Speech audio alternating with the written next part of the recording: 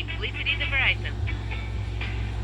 The Roblox mimic monsters are some of the most fascinating entities in all of Roblox. But did you know, a lot of them are based on Japanese legends. Like for example Hiyachi, she's the first antagonist of the series, yet she has messy long black hair, dark eye sockets, a weird creepy grin, and also always wearing a flower hat. Hiyachi's story in the Mimic is a sad one. Her and many of her family members were once innocent people who became puppets to a sinister evil, which we'll get to later on in the video. Yeah, Hiyachi didn't always used to look this creepy. She was actually a human at some point, but then she'll end up getting cursed. Again, more on that later. But she's actually based on Hachishaku-sama, a Japanese spirit that is absurdly tall, like literally her name means 8 feet tall, and the origin of her is she is an evil spirit that was created to terrorize children. It is unknown as to where she takes them, but many speculate that she feeds off them. And yeah, looking at her design, Hiyachi clearly took heavy inspiration off of her, Megumi and Takane. So these two characters from the Mimic have similar appearances. They have the appearance of a tall woman with a very long giraffe-like neck,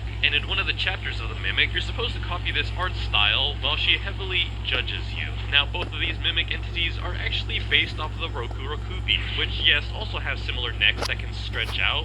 Sometimes even the heads detach, and these creatures are said to actually be cursed, where at night they would often spy on humans, scaring them, drinking their oil from lamps, and sometimes even devouring people as they're sleeping. They would also typically attack men. They're honestly some of my favorite entities from the Mimic, but now we have Hiwaki. Now, she has a red flower crown as well as holding the instrument called the biwa, hence her name, and she's actually based off of Benzaiten, the goddess of eloquence. The Benzaiten is also associated with dragons, snakes, wealth, and fortune. Yeah, she's actually a goddess, whereas in the Mimic, Hiwaki is actually just trying to smack you with her instrument.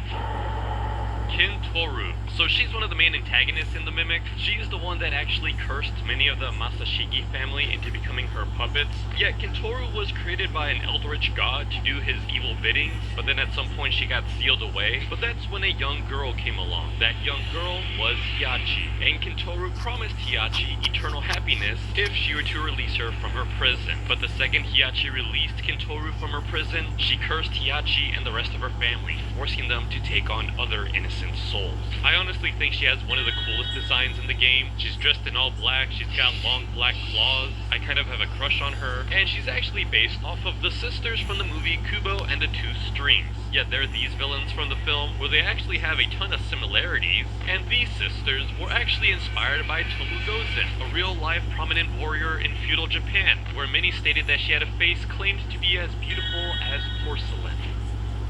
The Umibozus. So at first